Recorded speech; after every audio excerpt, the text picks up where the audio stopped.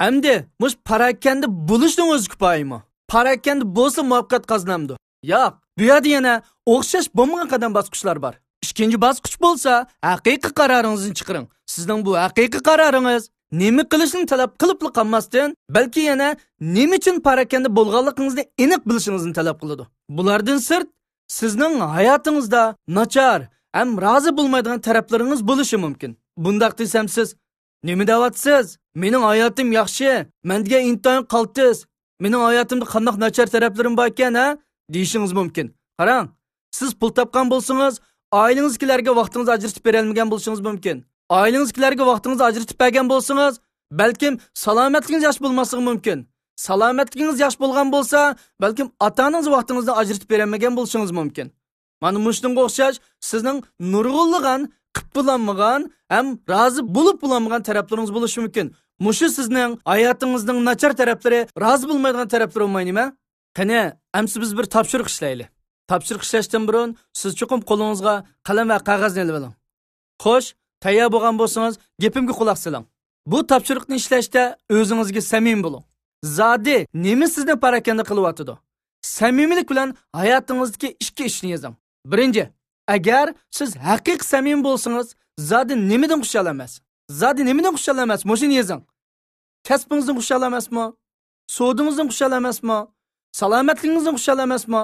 Yoki o'zingizning muvaffaqiyat qozonish yo'lida o'zingizga qo'ygan talablaringizdan yoki ash muvaffaqiyat qozonish yo'lida topgan baholaringizdan xushal emasmi? Yoki turmush odatingizdan xushal emasmi? Va yoki kayfiyatingizdan xushal emasmi?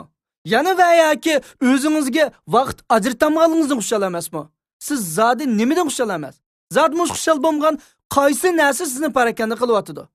Mushuni aniq yozing. Ikkinchi, siz zodi nimaga muhtoj? Faqatla parakanda bo'lib qarab turmang. Siz uning sizga qo'zg'atqich kuch, energiya berdiganligini bilasiz. Shu orqali siz "Manda qilishim lozim, manda qilsam bo'ladi" deganning o'rniga "Men cho'qim qilishim kerak, men cho'qim qilishim kerak, men zodi cho'qim qilma" deyishingiz kerak. Buning natijasida siz "Men buni cho'qim qilaman, men ani cho'qim qilaman, men sog'lom bo'lish uchun cho'qim vaqtda tomoq yeyman, kasbimni cho'nqirlashtirish uchun cho'qim izlanaman. Cho'qim shuni qilaman, cho'qim buni qilaman deysiz. Qaror chiqaring. Qaroringizda haqiqatan kuch-qudrat bor. Siz nihoyat aniq holda nima sizni parakanda qilayotganligini, nima uchun parakanda qilayotganligini yozib chiqishingiz kerak. Ondan siz nima ish qilish kerakligini yozing.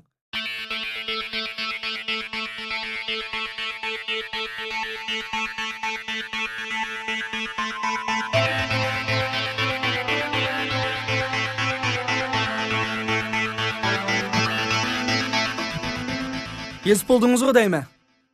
Yezyaptamsiz ya? Men sizga qarab turibman. Yezing.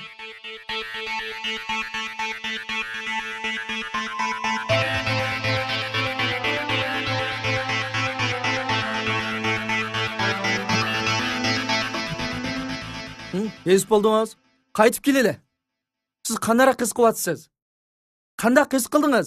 Samimiy bo'ldingizmi? Sizni zodi nima parakanda qilib o'tibdi? Agar samimiy bo'lgan bo'lsangiz, siz zot nimadan xushal emaskansiz? Siz nimaga muhtoj emaskansiz?